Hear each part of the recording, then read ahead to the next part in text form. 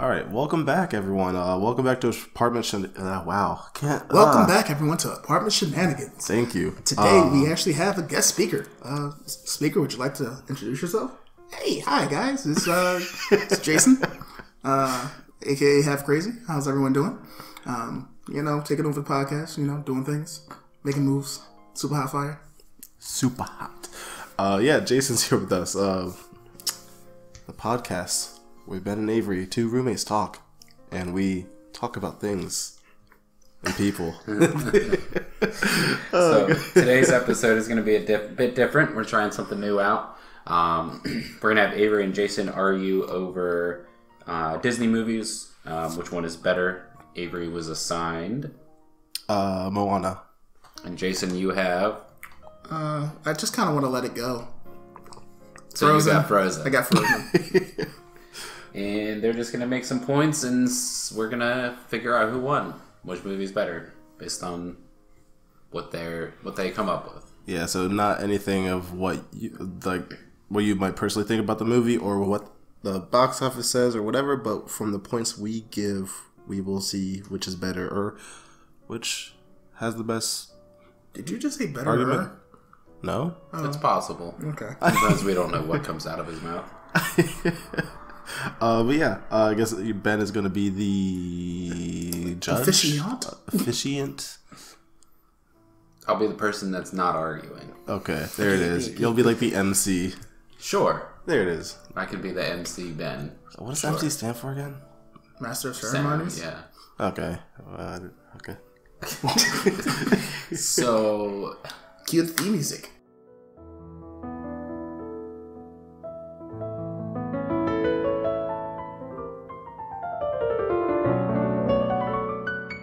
So who wants to give their opening thoughts first? I'll let Jason take it. Oh, wow. Gonna let the guests just start off things. Okay. I mean, why not? Unless you don't want to. Unless you're scared. Yeah, I'm scared. Let's just go with I'm scared. You can start. You go. So. It's fine. No worries. So Frozen. One of this decade's highest grossing films. The highest animated movie. It's his first introductory thoughts. You can stay quiet over there.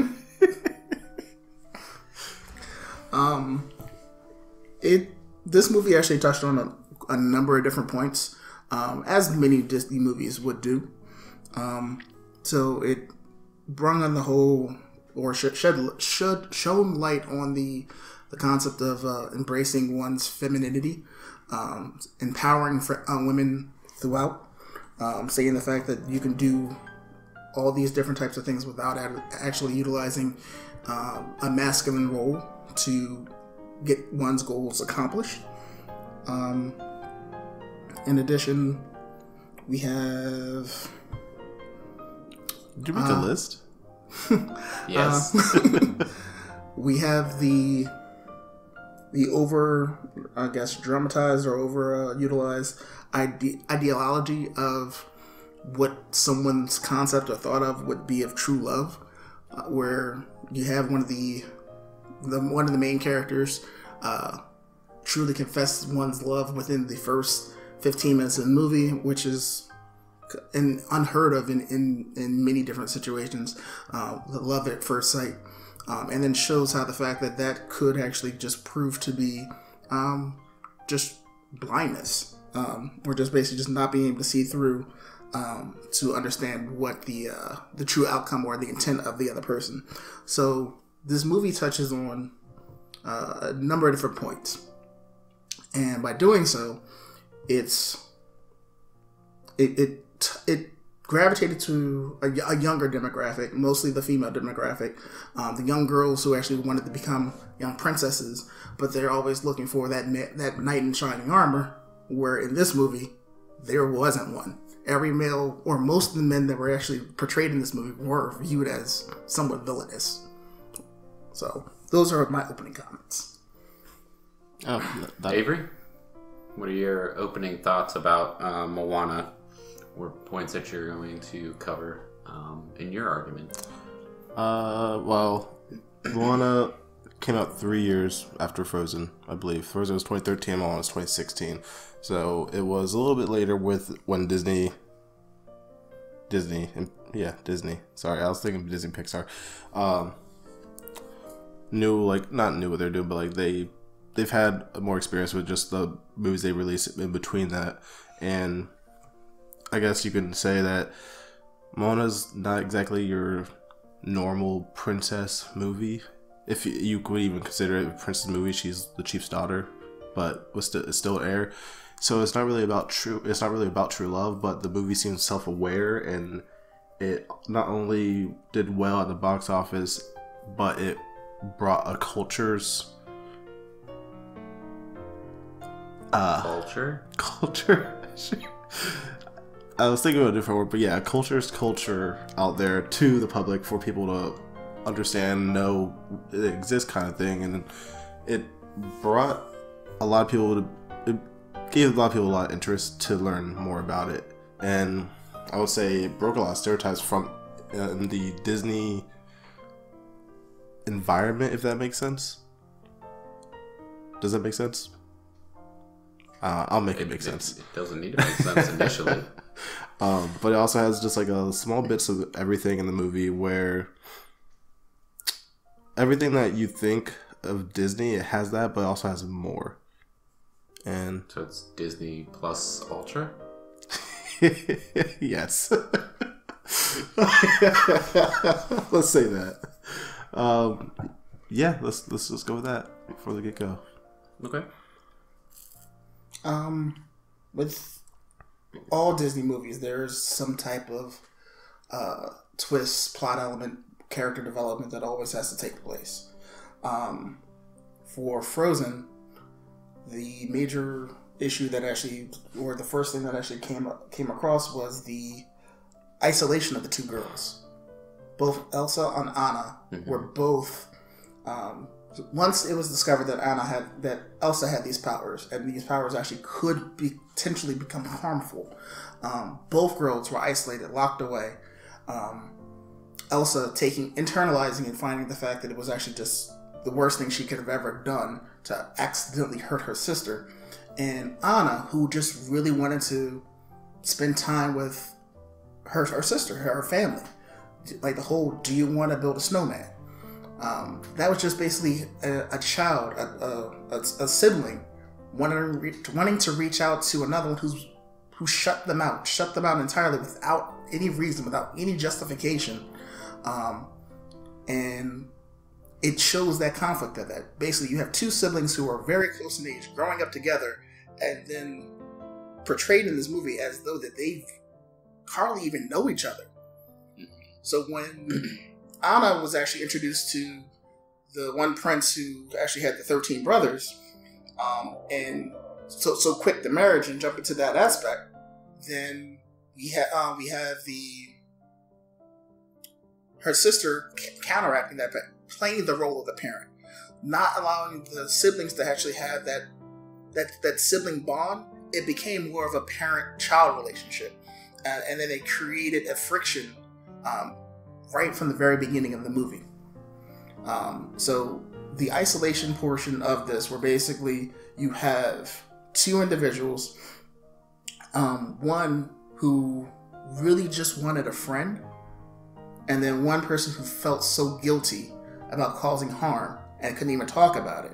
That particular struggle is something that is seen or can be translated to anything that we do in a daily basis. So with that being the case, this aspect of Frozen helps gravitate, or at least helps hone in on that particular demographic that can actually relate to something like this. Because how many of us have siblings, and the fact that we feel as though that, oh, like you actually have a brother, you have a sister? Oh, it seems like you might be an only child. So it's interesting that they actually touched on that aspect, because it is something that a lot of families go through on a daily basis. All right. I guess one of the things I mentioned was that I guess I'll start with like the breaking stereotypes I mentioned with Moana, and a lot of people, especially like just now, whenever there's like a female character that's a main character, people always make it a really big deal because I feel like it's either hit or miss. People love it, people hate it, and if they love it, I feel like there's always like a reason to try to make people to hate it. Like with Rey from Star Wars, like she's a Mary Sue. With Moana, she's not exactly a Mary Sue because she fails multiple times in her journey.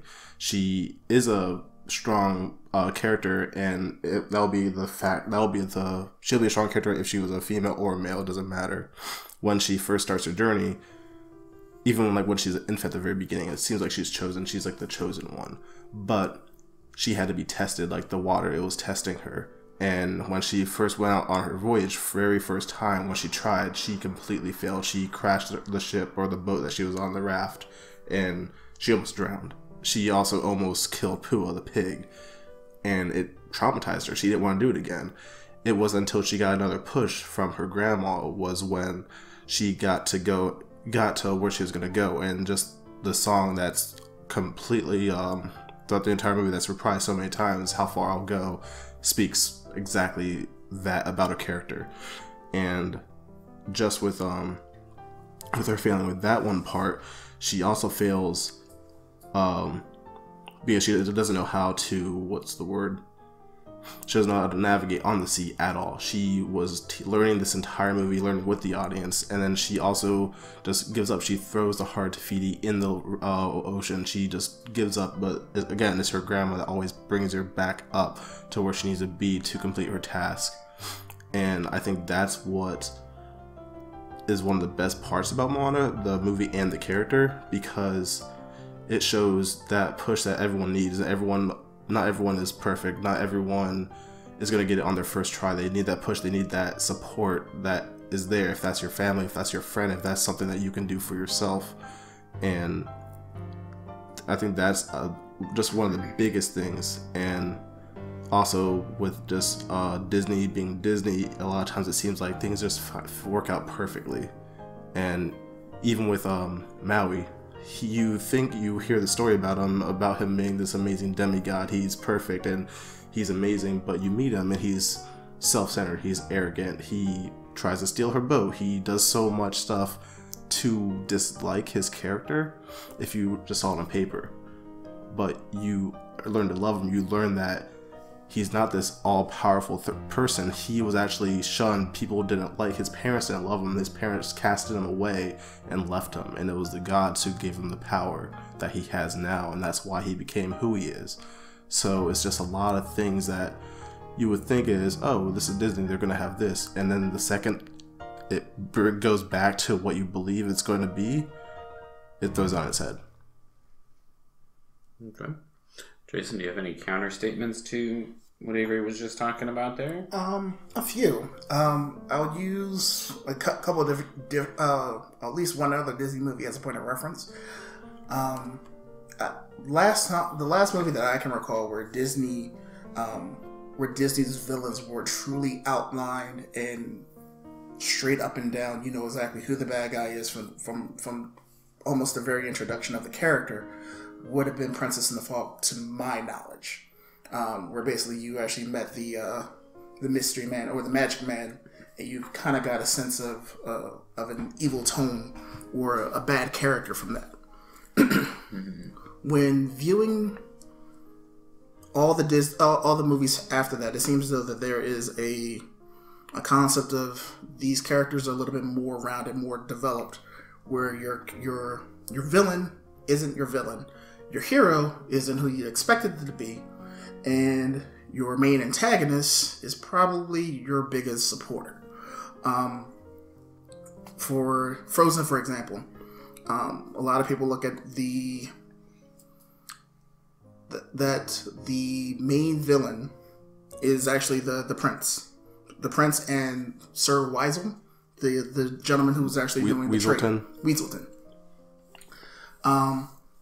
But if you look at it from a broader perspective, or if you look at it taking those two characters out of the equation, the villain is Elsa. She couldn't react. Oh, she had issues with confrontation in a large public setting, and then she was always told to repress those particular feelings, repress all those emotions, keep it buried inside. Don't let all those things just kind of blow up and explode out. And the moment where she lost control, it was catastrophic results, and her entire kingdom turned against her. And during that entire time frame, she said, all right, well, heck, if I have these abilities, if I have this power, well, I've been told to bottle it up for so long. You're telling me to be someone who I'm not. And that's one of the main messages that Frozen was trying to put out there. You gotta be who you are. And if she was the villain, quote unquote villain, soon as she embraced what she was able to do, she did go back technically into isolation, because she opened up the gates, got into a confrontation, her powers were now exposed, and then she decided to run off to be on her own. But that was actually her choice, because she says, well, if I can't be who I need to be where I am right now, I'll go somewhere else and be exactly who I am, because I am not going to let anyone else force me or bottle me up into this particular situation where I can't be who I am. Which is where the main song for this movie, Let It Go, comes into fruition, where basically she's not going to just let anyone kind of walk all over her any longer. She's not going to just basically let other people tell her what she can and cannot do. But it was within that that the townsfolk didn't appreciate her being who she was, and they tried to actually villainize her in that aspect. Was she the villain? No. All she was trying to do was just be herself. However, the movie portrayed her for a brief period of time as the main antagonist, where, come to find out, by the time we get to closer to the end of the movie, your main villain was the appointed prince. So so you talk about you mentioned Let It Go being like the main song, but is it really the main song, or is it just the most popular song because that's how it ended up being? Because there's no song that gets reprised in that movie, I don't think. And one of the bigger songs as well, there's one of the more popular ones, like Let It Go, obviously, Love Is an Open Door, and Do You Want to Build a Snowman? Do You Want to Build a Snowman? Love Is an Open Door, it's a song with the main villain. Mm-hmm. Like, when you think about it, it's a super popular song. People sing it all the time, but I feel like a lot of people forget about that. And even with Elsa being the main villain, quote unquote, who's the villain in Moana? Like, the villain is Maui. He's the one who takes the heart of Fidi for selfish purposes, and that causes this chain reaction for the smoke, the ashes of Te Fiti to affect all the islands surrounding it in a way. So if it wasn't for Maui just being selfish, because what was the reason he wanted the heart? Just to have it, I'm pretty sure. No, the reason why Maui, I got the heart for you people, is actually what he stated. He actually went to go grab the heart of Te Fiti. But what was he gonna do though? It was a gift for the humans. And all Maui ever wanted to do was provide gifts for the humans. That's all he ever wanted to do, but he always did it for selfish purposes, to get a new tattoo, to get that recognition. He always wanted something. He never did it just to do it. In his song, You're Welcome, that's all the song is about. Him saying, yeah, you're welcome because I'm amazing. I did all this for you. So really, if you have to choose a villain, would you say it's Te Fiti or would you say it's Maui? So again, as I stated, Disney has kind of warped the whole idea that the true villain, the true hero, is no longer clearly defined. Maui, the champion of the people, or Rock's other persona, the people's champion, always tried to do something because again, he was cast away. He was thrown out by his own parents. So the gods found him, they bestowed upon this power to him, and the fact that he wanted to just basically feel recognized, just feel as though that his existence mattered. And the reason why he did all those things is just basically make sure that people know exactly who he was and what he was able to do. Wasn't necessarily selfish, I wouldn't necessarily say so. He created islands. He grabbed fire. He actually created breeze, and everything he did was actually not for himself. It was actually it was for the humans. So mind you, he battled many different creatures, and all he wanted was recognition. Essentially, all he really wanted was thank you. Yeah, that's all he wanted. And I'm not saying it's a bad thing at all. I'm saying it's a great thing that you can think about that kind of way of who's the villain. But in Frozen, yeah, you could say Elsa's the villain, but really Elsa just wanted to be left alone. She was okay with just being in her ice castle. She was okay with just having that life to herself. It was everyone else who was forcing her to do something, and then the main villain being revealed in the last 15 minutes of the movie. And we've talked about this previously on the podcast too, but like a movie when you know how it ends and you're rewatching it and you can't even see the subtle clues or foreshadowing of who the main villain is or what the twist is it really that good of a written story if it can't do that? Well, were the outliers not there? Like in Moana, I really can't tell you exactly who the... Now, let me finish my statement.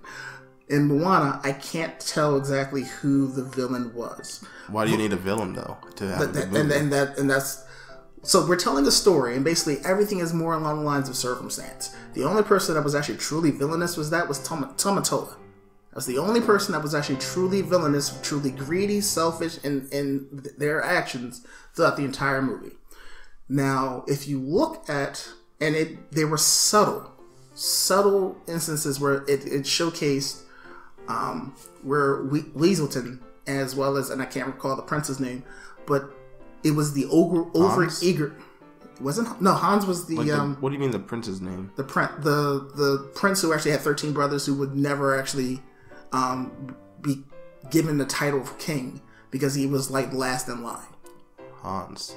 No, Hans is actually the ice.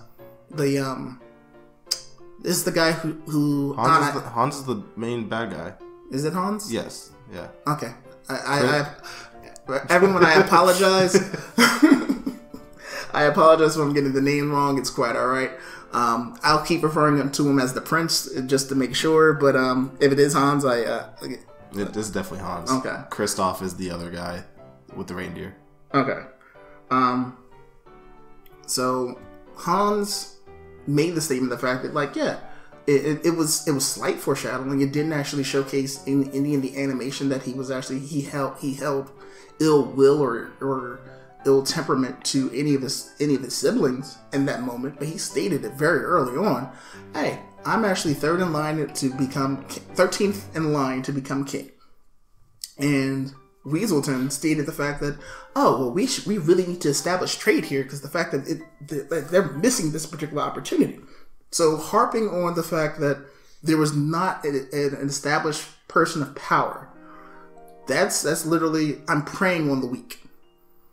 And a person who's saying, hey, yeah, I don't have this ability, I can't do this right now, but hey, I can make a change. That was very opportunistic on both parts of both of those male characters. But if that's the one scene, and it's the same scene, where you could say who's the villain, Weaselton's really not in the movie. He's in that one scene at the beginning, and then he's in the scene when they go attack Elsa in her castle. And Hans, if he has that one line saying he's the 13th brother to become king, that's not enough to give him the right of saying he's a good villain. It's just this one time. I didn't say good, just true. Because when he was also told the fact that, hey, all Anna needs is a true kiss, he got up and walked out. He had the opportunity to save her with true love's kiss. But that's when he revealed he was the villain. That's when he revealed he was the villain. But what I'm saying is, it was so late in the game of the movie. It was very out of left field, but there's no subtle foreshadowing of that was his true intention. Normally, you watch a movie. I can't think of anything on top of my head right now. Let's say, I want to say something about Ruby, just because we've been watching that. Say, with Oz, People are curious about him. Is he really good? Is he bad? Was he hiding? If you go and rewatch Volume 1, Oz has a lot of lines, and a lot of different small things in the show's animation and the dialogue that foreshadows how much he knows, how much he's hiding. The very first line he says is, "You have silver eyes," which is still unanswered. And still, what is it bad? Is it good? We don't know. And if Oz ends up being the true villain, that'll be amazing foreshadowing from episode 1, and now they're in volume 6. That's I would say some good character writing and good just plot in general. Frozen doesn't have that. Well, Frozen's trying to tell a story over the course of 90 minutes, trying to convey, the story, the fact of what is really considered true love. Because many of the Disney films in the past, Little Mermaid, Aladdin, a lot of those movies kind of show that love at first sight idea. And what Frozen was trying to do, or what I believe it was trying to do, was trying to break that stereotype. Because if it's been showcased so many times, oh, well, cool, this is your prince. This is who you're going to actually try to end up being, and let's gravitate towards that. Now, that was the MO for quite some time. Now, to pull away from that, and again, I'll give another example of a different movie, Beauty and the Beast. Belle was, again, the beauty of the town. Gaston was the righteous rifleman, and then you have this cursed prince who lives up in a tower who can't read, and who treated his subjects as well as his servants poorly. It was showcased throughout the entire movie. Villain. Up and down, like, I treat my workers poorly. I treat my townfolk poorly. I taxed you guys heavily, and I have all this stuff in my castle. Straight outline villain. Gaston, when hearing the fact that Belle has been taken there, and no one knows what's happened of it, tries to organize a party to pull her away from there. Yeah, I don't think Gaston deserved to die. I know he's not like a bad guy. No, he was not. Yeah, he was one of the Disney characters who actually would have been considered extremely righteous, despite the fact that what he tried to do was murder. But at the same time, how is that relating to what you're trying to say with Frozen? So it's all about the perception of. I had a point with that. I did. I really did. Frozen's villains, or at least the two gentlemen, their intentions were outlined in the very beginning. Like, basically, I want to actually get married. I don't want to be in a position where I don't feel as though that I matter. That was Hans. If I'm actually 13th in line for power, I don't really matter here. Nothing I can do will really hold any weight.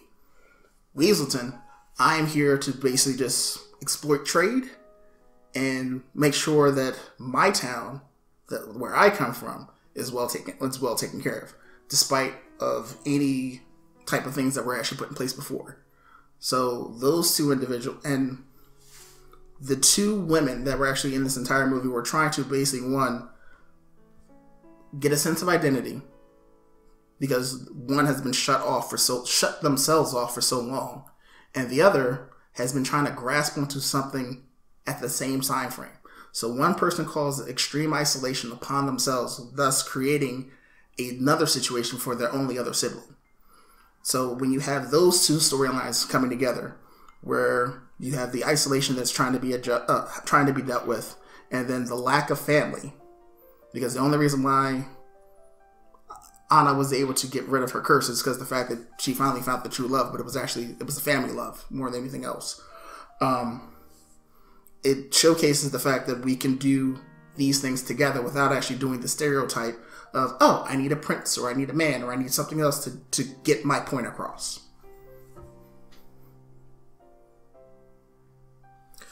I will say the one thing Frozen did really well is turn it on its head. The whole true love's kiss and everything, especially with her wanting to get married after meeting him for the first time. But just I don't even know what I was gonna say. I completely lost my train of thought now. Oh, welcome to this side of the coin, sir. I don't even know. What I can say about Moana, it shows a journey that's, it's the hero's journey. not only is it is the hero's journey, and it's a road, it's a trailblazer's path. It's something that hasn't been done before.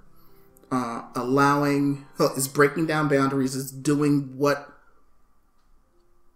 people didn't expect of you. Well, you can't do this. Why? Because I said so. I'm going to do it anyway. It's defiance. It's exploration. It's because even the whole conversation that she had with Maui, I was trying to find the way to actually bridge it, but it's also understanding. Because of that, they came from two entirely different backgrounds. He didn't trust anything that she had to do. She was actually looking for him for all the support, all the answers. And in the end, she was able to provide all that. And he was a support. So with that movie, there were a lot of different things that actually provided it. It shows the fact that, yeah, your villain is not black and white, just like how Frozen did. But the fact that there's a reason for everything. Maui did everything, so the fact that he actually become needed and appreciated.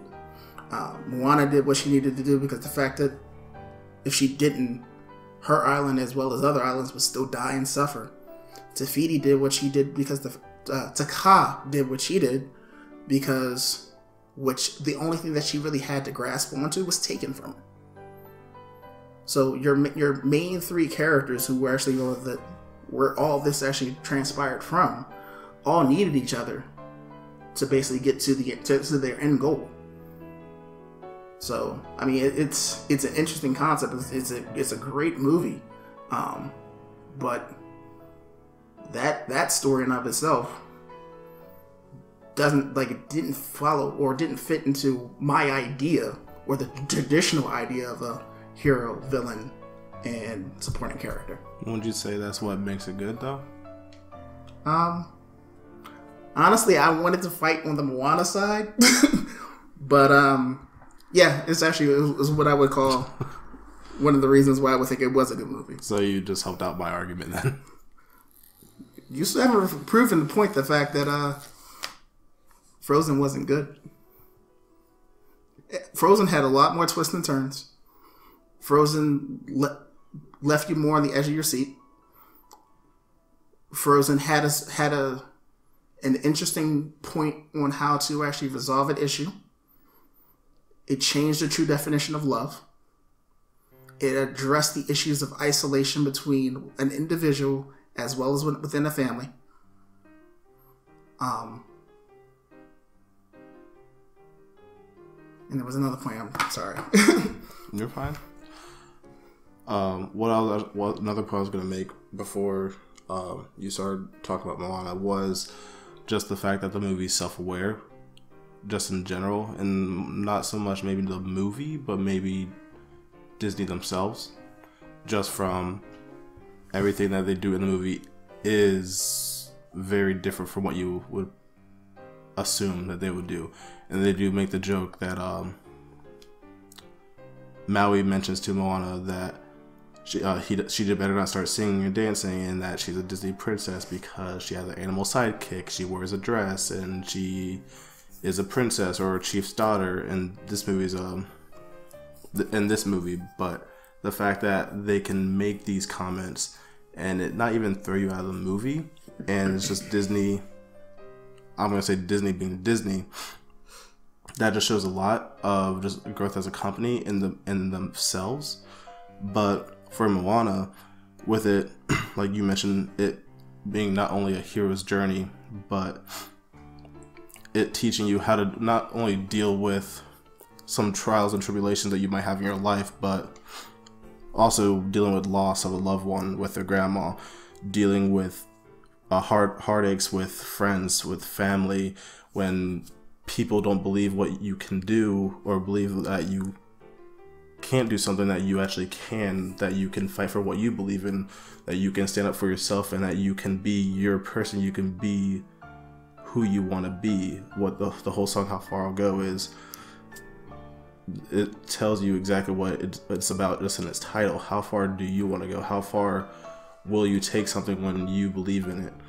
And I feel like that is a good, just overall very good message to bring on to kids. And also bring, like, a lot of people, when I do think about going back to female characters, female actors, or anything, and you think about Moana, I don't even think of Moana as, oh, like, she's a great female protagonist. I just think of her as just a great character. And I feel like that's because of the action she takes in the movie, and they don't even focus on it. And that's another great role model for kids to have. And with Frozen, it's just like, oh yeah, they're Disney princesses, and I want to be a Disney princess. I even know a girl who was an exchange student, and she had to choose a American name. She chose Anna because she wanted to be a princess. It's like very in your face, and very, in that sense, traditional Disney. I would say that's more on the lines of perception. Anna herself, Elsa. Sorry, Elsa.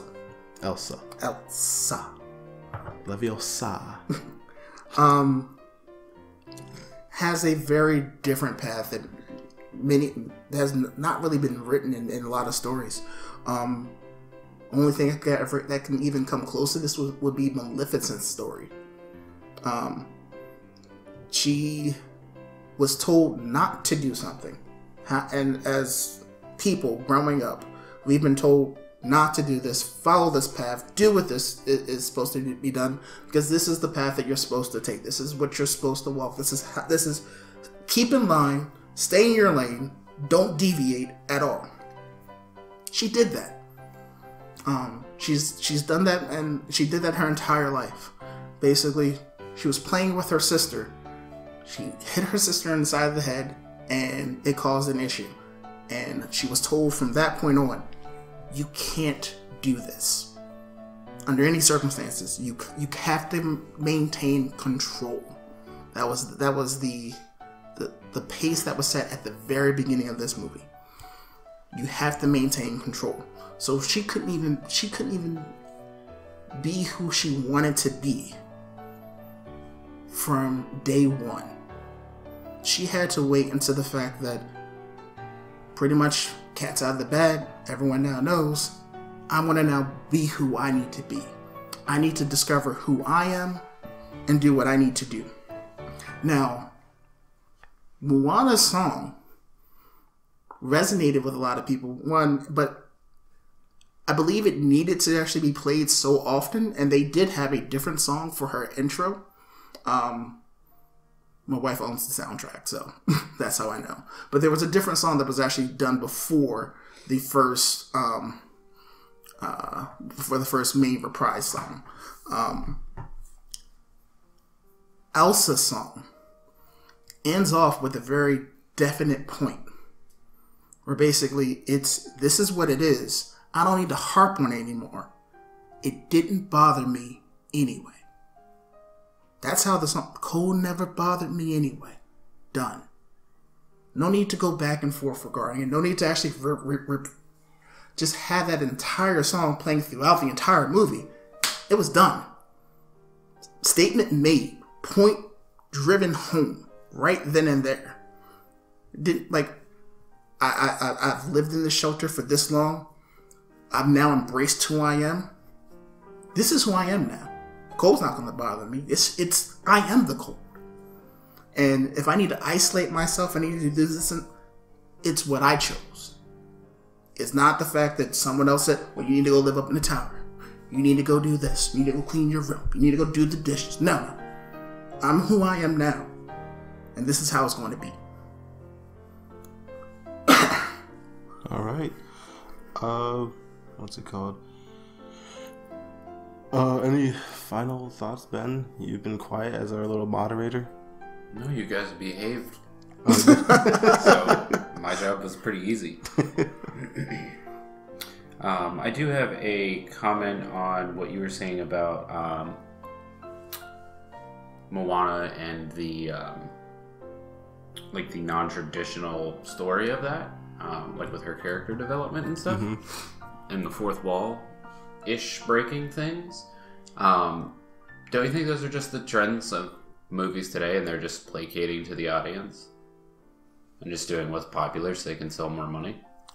Or not sell money, but make more money? Are you saying specifically the like fourth-ish wall breaking? Yeah, like being self-aware and calling out to it, because that's the trend now. Is like with Deadpool and stuff to have meta movies with a character that is somewhat aware. You see it in like Wreck-It Ralph and everything else too. So I mean, it doesn't. To me, it comes off as they're just doing what is popular now, and you can see similar things with Frozen too. In trying to be more what the popular culture is of the time and minimizing the men's role in the movies and stuff, rather than trying to strengthen all the characters and make everyone feel equally important. They're just flip-flopping from strong male protagonists to strong female ones because that's the popular trend and what culture is trying to push currently. I feel like that's going to happen with no matter what you're talking about. It's always going to be they could choose to do the opposite. They could, but I feel like they could take the Disney Princess 5 and just make it male princes. Yeah, they could. And just do that opposite, which would be opposite of both trends. But I feel like no matter what, like if you have a character, a female character that's the main character, they're always going to have those talks. Oh, female protagonist, but if they have a male character, they're always going to point out there's always going to be two sides of each argument, no matter what. I feel like there's no pleasing anyone, and especially now with how the internet is and how people just try to throw things out there. Which I brought up Star Wars earlier, and Kathleen Kennedy, who is she's not like I don't know her exact title, but she's basically in charge of Star Wars now, and she was saying that people were upset about Rey being a Mary Sue or whatever people have been calling her, because they're just fanboys who are upset and they feel almost attacked by having a strong female protagonist. But a lot of people, that's not what it is. It's the fact that everything that Rey does, it seems like she was just given these special chosen one power. She didn't earn them like Luke did, like Anakin did, how he was great and then turned dark, how Luke had to overcome his darkness. But then Kathleen Kennedy is like, nope, it's just you guys don't like seeing females. It's like, depends, and like how Jason said, it's all about perspective. I think that's how it is with the company, is how who's watching it is going to see it. Yeah. So yeah, but they don't have to be so blatantly in your face about doing it and making it a part of their like PR marketing for the movie and being like, oh look, we have a strong female main character, aren't we cool, guys? We're doing what all the cool kids want, right? Marketing? Yeah, like having press releases or conferences and the advertisements and stuff where they're really like banking on that part and it being popular, so people are like, yay, they're listening to us and they're, you know, making what we want. But really, they're just being told that from the media and Hollywood anyways, to have that thought, because they're not just objectively seeing it as a character.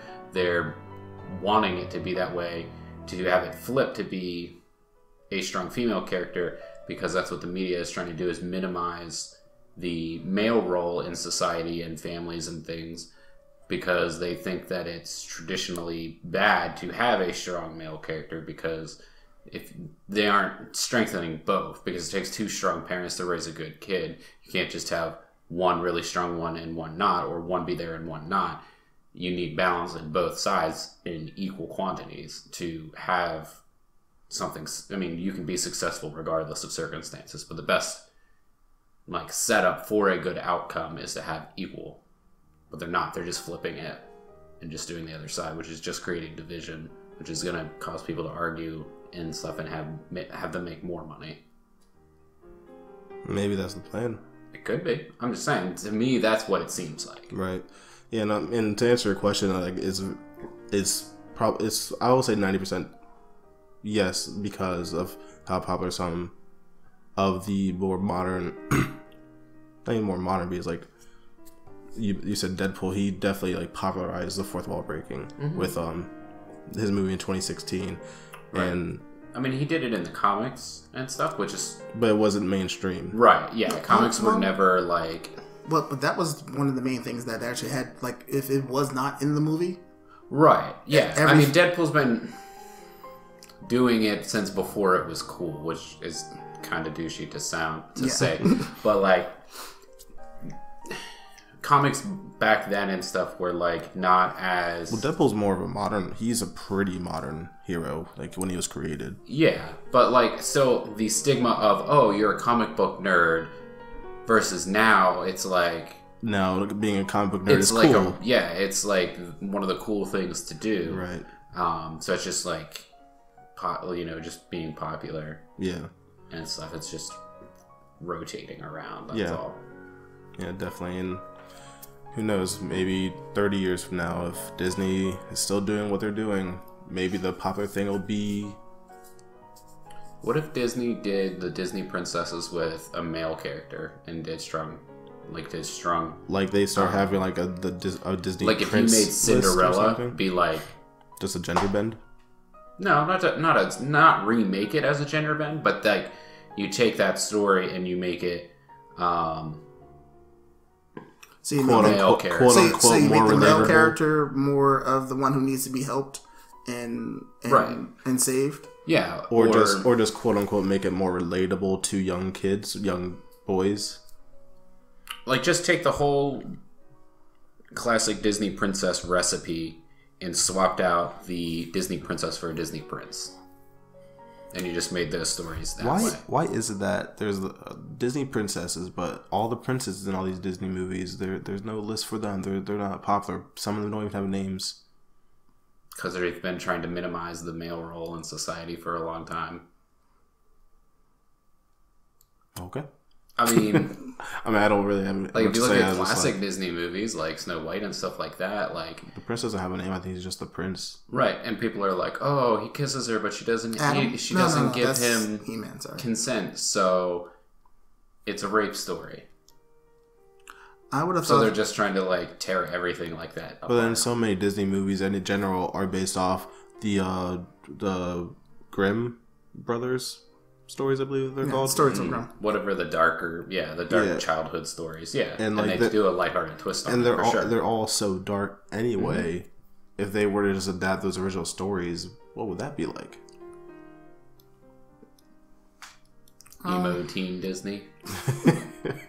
whatever dark Mickey Mouse is. I think the closest movie that actually Disney has placed out that actually has a female character and a not necessarily a weak but a challenging male character that needs to be saved would have been Zootopia.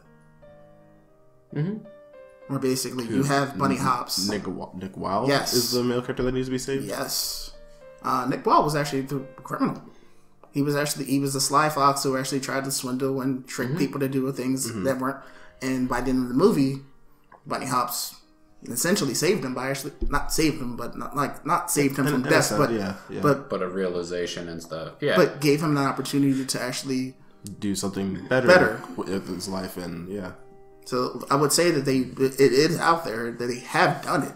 And Zootopia is an amazing movie. It actually touches on a lot of different elements. We argued about that on a previous episode where it's just a terrible political plot. So if you were up to date with your friends, you would know. And that's the burn of the night, folks. But yeah, I don't know. I just think it'd be an interesting perspective to see Disney princes in the same recipe that the Disney princesses are. Just to explore it and see. Just because we can. I would love to see a female version of Aladdin. Google it. I'm sure you can find a ton. No, a full written out version of it. A fully animated version or something on the nature. But where it's like the female street rat? Yeah. But just imagine Aladdin with longer hair. But it looks like Disney's new trend is to just remake their current cartoons as live action. Oh, yeah.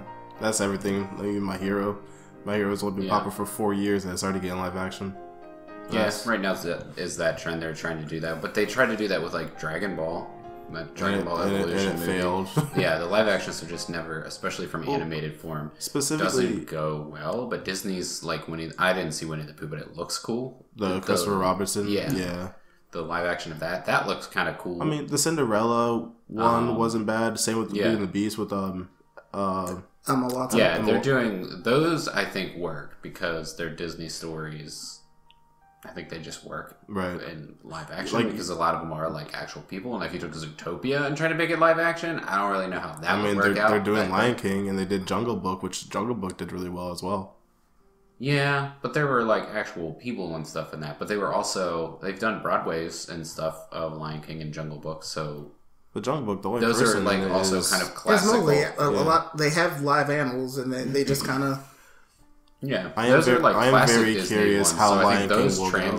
The classic Disney ones translate better to live action. Just because of the story it tells. Yeah. I mean, it makes more sense as a live action. Like, you can imagine, when you watch the animated, at least in my head, I can see it playing out in that time, that setting and place, or time and place, actually happening. Like Cinderella's story. Like, you can imagine a girl in a kingdom doing that same story arc. But if you take like Zootopia, you're like, the whole thing just seems very fictional. Right. I mean, Lion King is just Hamlet though, so. Yeah. And it's, again, Kimba the White Lion. Yeah. But yeah. I mean, considering Frozen is just is Lion King remade. Yeah, that too. Yeah. And then going off of leaving ruining Disney movies at this point. Leaving Disney and Pixar, like Secret Life of Pets is Toy Story just with pets. Same concept. I haven't seen that, so. Yeah. Don't you own it? I own Secret Life of Pets? Yeah, I thought you brought it to the apartment. Did I? I'm pretty sure it's in our media center. It must have been like another, I bought it for somebody else and then they already had it and I was like, I'm not sending a $10 movie back to Amazon, so I just kept it. Yeah, there's so many things that are just taken and remade in different ways. So very small differences. And like A Bug's Life and then the movie Ants. Oh, that's direct copy. Yeah. That there's actually a big story of how not exactly a direct copy because A Bug's Life is way better, but there's actually a lot of legal there stuff, was I remember that went through because of that.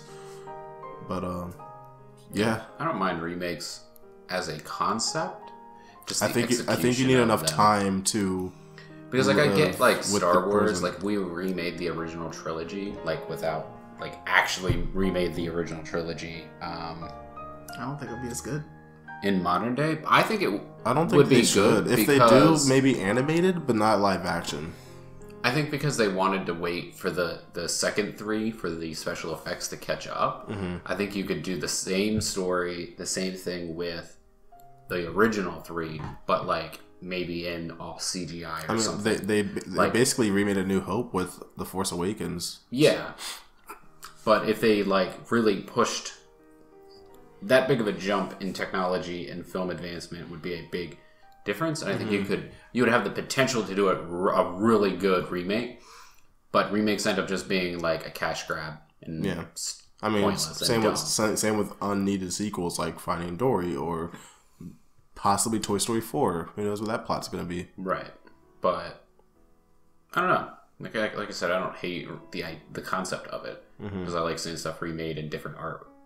Maybe not different art, but different perspectives or told different ways or done in a different style or something.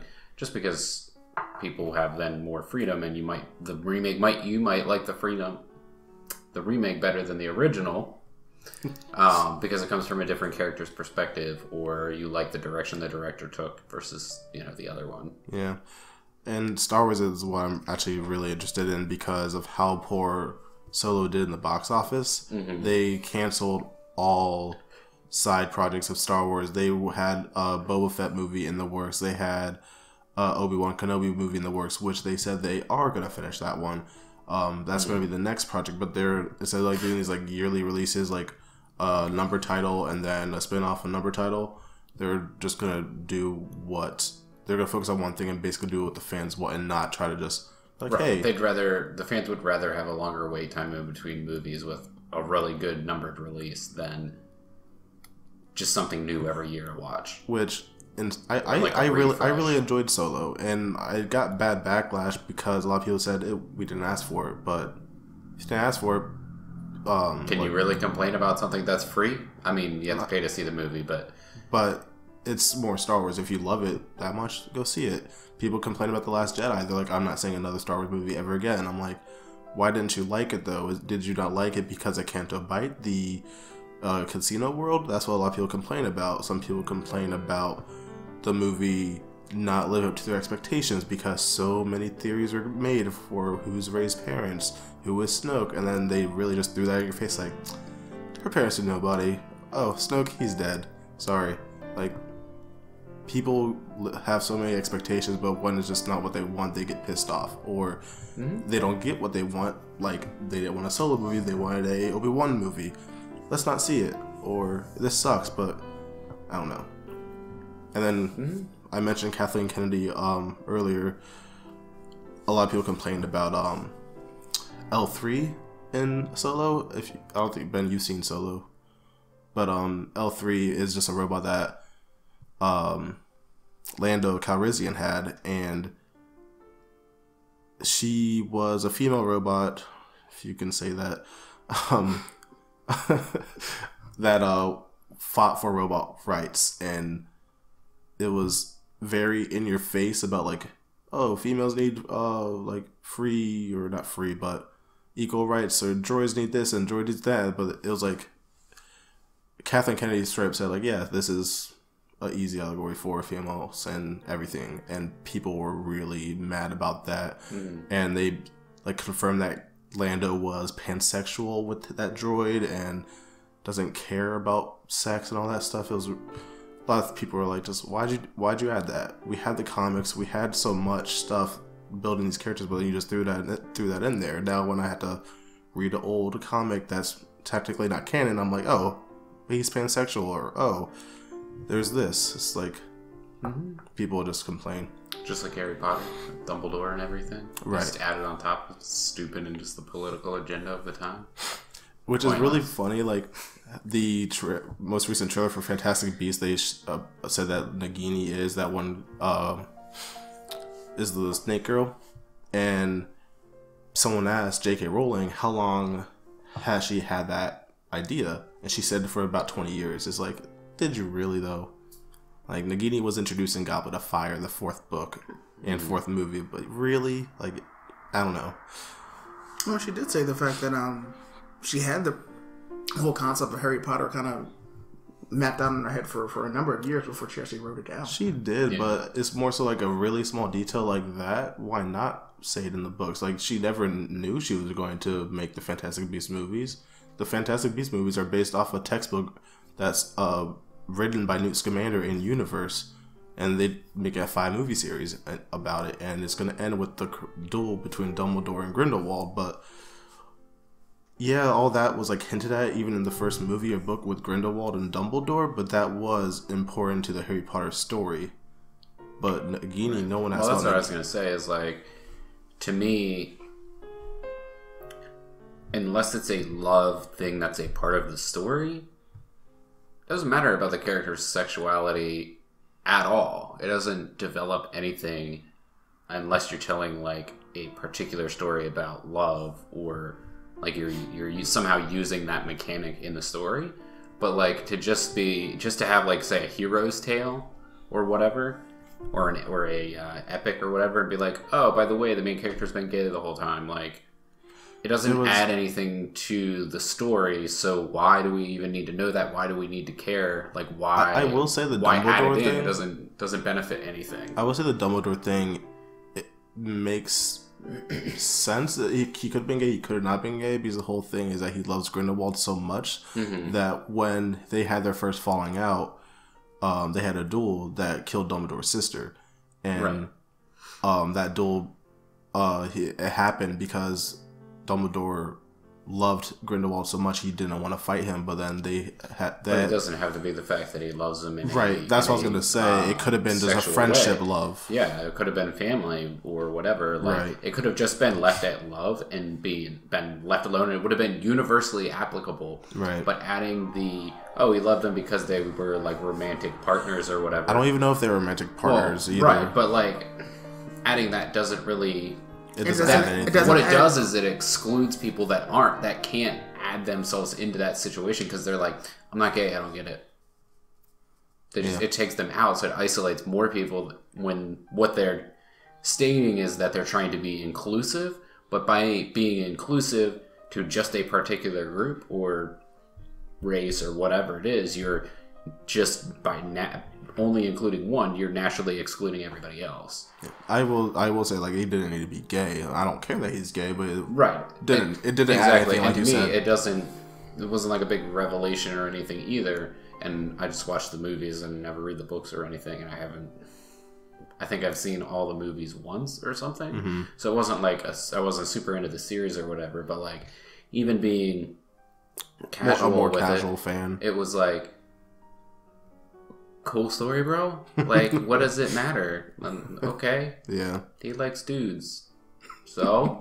I actually saw this really funny video. It was like, I think it was just how, like, J.K. Rowling is like, this is what J.K. Rowling is like. And it was like a character pretending to be her. He was like, hey, you remember all those main characters? Yeah, they're all in a wheelchair. Yeah, the whole story. Everything, all in a wheelchair. Hey, you remember Hermione? It's actually not Hermione. She's actually, like, this person. It's like, are you sure you're not just saying all this stuff to get like publicity?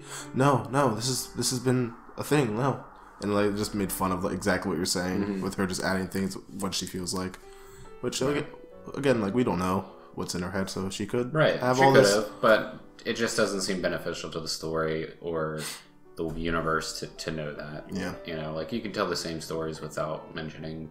You could tell the same stories without mentioning gender. You could just make them like Undertale. Some people thought the main character looked like a female, which that's what I kind of thought, but other people thought, oh, it's just a dude. I actually thought it was I assumed it was like, a guy. oh, it's an alien or something.